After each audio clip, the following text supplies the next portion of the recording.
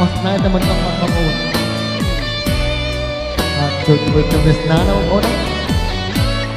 ខ្ញុំមកធ្វើម្ដងមើលអត់ទ្រូងកងវល់ផលដល់រឿងអតីតខ្សែជីវិតប្រឌិតប្រែប្រួលអស់ហើយពីមុនស្មោឥឡូវប្រែជាកន្លាយចុកណាស់លោកអើយអស់ស្នេហ៍តែនៅអាណិតហារួចព្រឺព្រួយពេញចោរាប្រាប់ជុំស្នេហាជីវ៉ាសោកកាមិនខាហើយគិតថារូបបងចង់ប្រែដោះប្រាណជាព្រានសាមានបំផ្លាញកាយចិត្តភាំងក្តីចិត្តអងស្នេ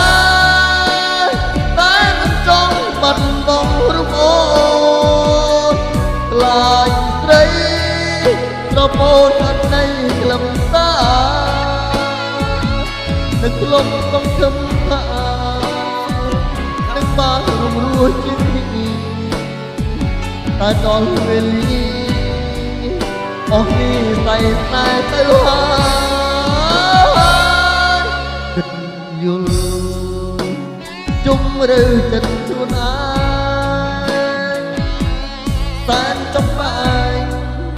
មិនដឹងត្រូវធ្វើយ៉ាងណាមិនដែលក្បត់មួបត់ក្នុងរឿងស្នេហាមិនได้កម្មពីលើអូនជាស្រីស្មោះត្រង់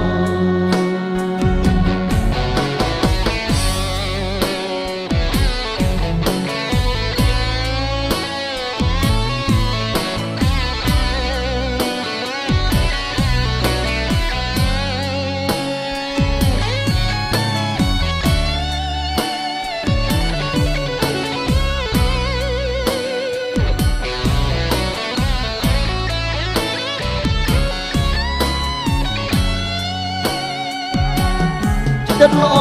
ណាស់តែមិនចង់បាត់បង់រូបអូ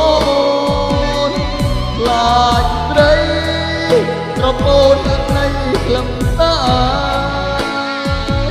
នឹកលំសង្ឃឹមថានឹងបានរំរួចជាទីតែដល់វេលាអស់នេះតែទៅហើយ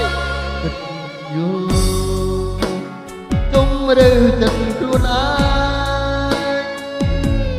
សែនទំបែងមិនដឹងត្រូវធ្វើយ៉ាងណាមិនដែលបត់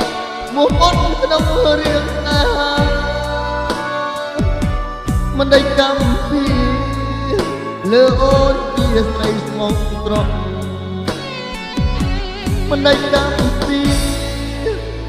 លើអូនជាស្រីស្មោះត្រង់